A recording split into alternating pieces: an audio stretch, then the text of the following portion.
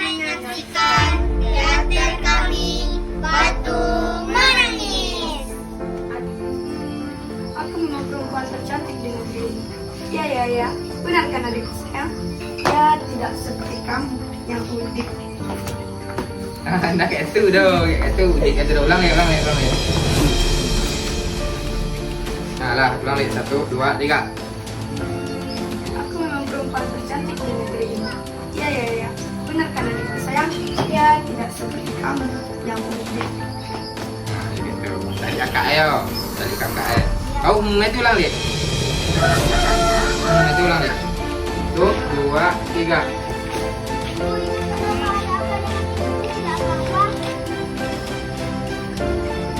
Hai, ibu sedang apa?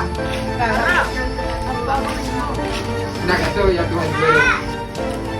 Lalu Bentar. enggak ulang lihat. Kira ya Tuhan gue.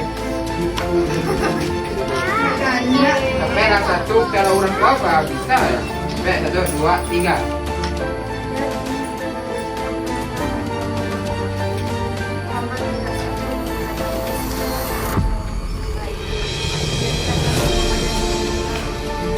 Setimpal. Itu ya agak kayak ini. Mendoa sama ya Allah. Tuh, jangan langsung berdoa apa aja. Siapa ini? Mana sih aman nana? Jangan tadi kita terawang cabi ya lo. 1, 2, 3. Meko panjat itu jangan langsung berdoa ada. Nanti lu. Kita dulu. 2, 3.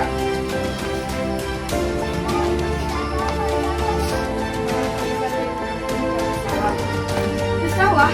Aku tidak mau. Tidak ada ulang ya, nak itu loh. Kau pacik kau dekwa. Kau kecipka ke sawah. Pacik kau ya, bahu gue. Nah, ayo kita pergi ke sawah. Nah, ayo. Belum deh, ulang lihat. 1, 2, 3. Nah, ayo bantu ibu pergi ke sawah. Ke sawah? Aku tidak mau. Nanti kuku dan kulitku bisa kotor terkena lumpur. Ibu saya sana pergi dengan si Dewi. Aku tidak mau. Laras, memangnya kenapa kuku dan kulitmu terkena lumpur?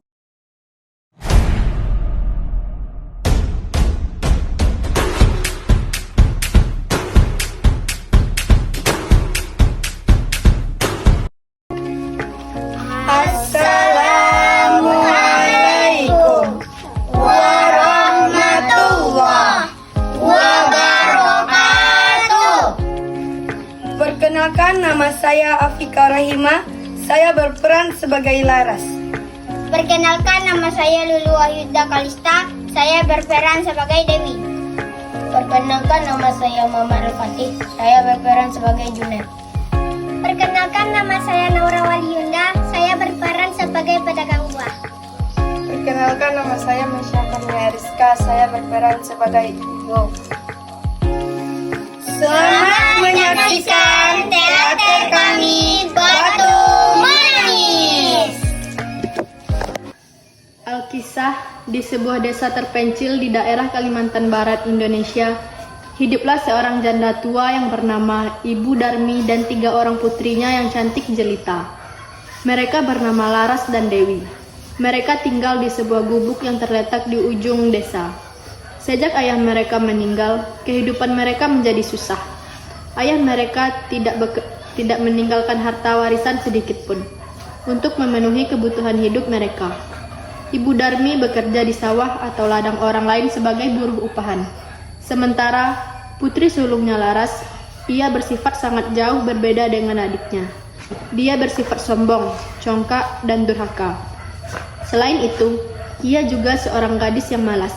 Kerjanya hanya bersolek dan mengagumi kecantikannya di depan cermin. Ia sama sekali tidak mau membantu ibunya mencari nafkah. Setiap kali ibunya mengajaknya pergi ke sawah, ia selalu menolak.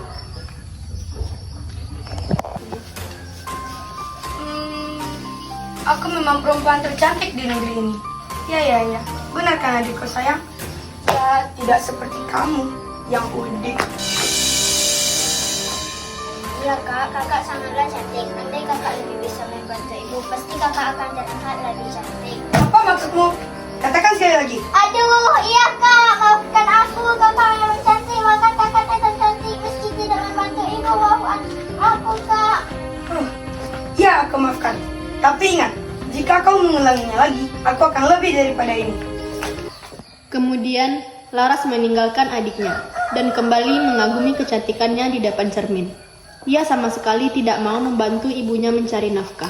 Setiap kali ibunya mengajaknya pergi ke sawah, ia selalu menolak. Nak, ayah bantu ibu bekerja ke sawah. Di sawah? Aku tidak mau. Nanti kuku dan kulitku bisa kotor terkena lumpur. Ibu saja pergi dengan sendiri. Aku tidak mau.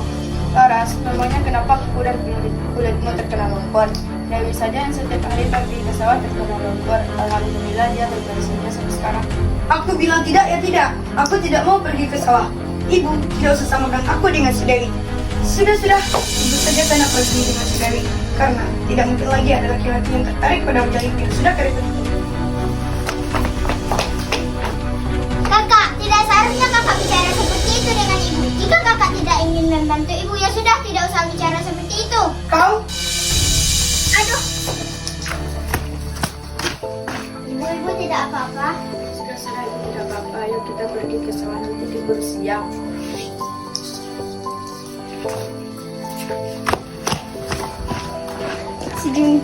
Setelah ibu dan adiknya pergi ke sawah, Laras pun kembali ke rumah.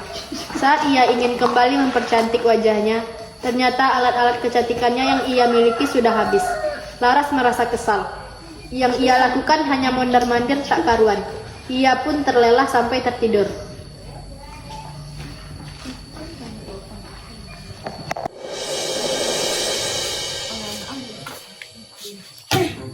Alat-alat kecantikanku sudah habis. Kalau begini, bagaimana caranya aku bisa menjadi wanita tercantik di negeri ini? Aku harus segera membelinya.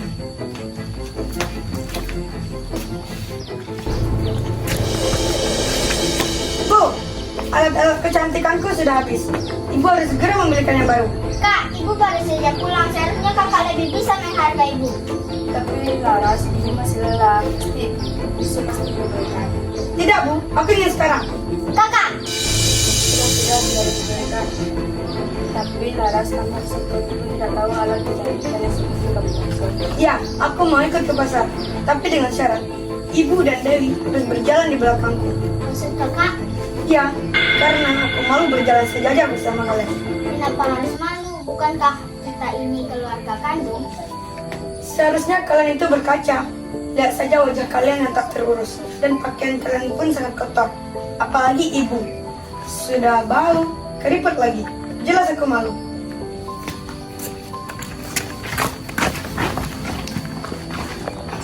Walaupun sedih, sang ibu pun menuruti permintaan putrinya. Setelah itu, berangkatlah mereka ke pasar secara beriringan. Laras berjalan di depan, sedangkan ibunya mengikuti dari belakang dengan membawa keranjang. Meskipun mereka satu keluarga, penampilan mereka kelihatan sangat berbeda. Seolah-olah mereka bukan keluarga yang sama. Laras sangat cantik dengan pakaian yang bagus, sedangkan sang ibu dan adiknya kelihatan sangat kusut dengan pakaian yang sangat kotor. Di tengah perjalanan, Laras bertemu dengan temannya yang tinggal di kampung lain. Laras, hendak kemana kamu? Pasar. Lalu siapa orang yang belakangmu itu? Apakah dia ibumu? Tentu saja bukan ibuku. Mereka adalah pembantu-pembantuku. Laras sudah cantik, baik pula mau membawa pembantu-pembantunya belanja. Kakak, mengapa kakak bicara seperti itu dengan dia? Kami bukan pembantu, dan ini ibu kakak bukan pembantu. Jangan permalukanku.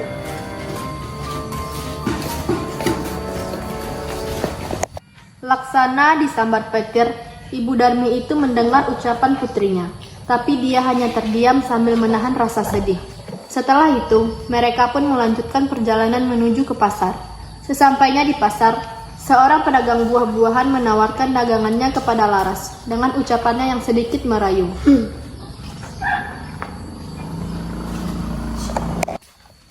Ayo Neng, buahnya. Buahnya manis-manis kau Neng seperti Neng.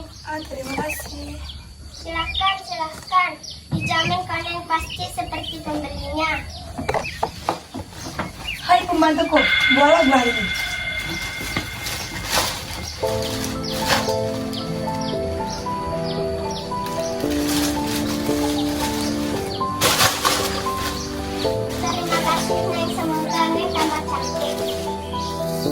membantuku. Sekarang kita ke tempat sholat bersama. Ibu kenapa? Ada apa dengan ibu-ibu tidak apa-apa? Sang ibu tetap saja tidak menjawab pertanyaan anaknya. Ternyata ia sedang berdoa kepada Tuhan agar menghukum anaknya yang durhaka itu. Laras melihat mulut ibunya komat kamit sambil menadahkan kedua tangannya ke atas. Hai, ibu sedang apa? Tuhanku, ampunilah hamba-Mu yang lemah ini. Hamba tidak sanggup menerima sikap anak hamba yang durhaka ini. Berikanlah hukuman yang setingkal dengannya. Beberapa saat kemudian, tiba-tiba langit menjadi mendung. Petir menyambar-nyambar dan suara guntur bergemuruh memekakkan telinga. Hujan deras pun turun. Pelan-pelan kaki Laras berubah menjadi batu. Laras pun mulai panik. Ibu, ada apa dengan kakiku, Bu? Aduh, deras sekali, Bu. Maafkan Laras, Bu. Laras tidak akan mengulanginya lagi. Sang ibu dan adiknya menangis melihat anak dan kakaknya berubah menjadi batu. Namun apa hendak dibuat? Nasi sudah menjadi bubur. Hukuman itu tidak dapat lagi dihindari. Gadis durhaka itu hanya bisa menangis dan menangis menyesali perbuatannya. Sebelum kepala anaknya berubah menjadi batu, sang ibu masih melihat air menetes dari kedua mata anaknya. Semua orang hanya lewat di tempat itu, juga ikut menyaksikan peristiwa itu. Tidak beberapa lama, cuaca pun kembali terang seperti sedia kala. Seluruh tubuh Laras telah menjelma menjadi batu. Batu itu kemudian mereka letakkan di pinggir jalan bersandar ke tebing. Oleh masyarakat setempat, batu itu mereka beri nama Batu Menangis.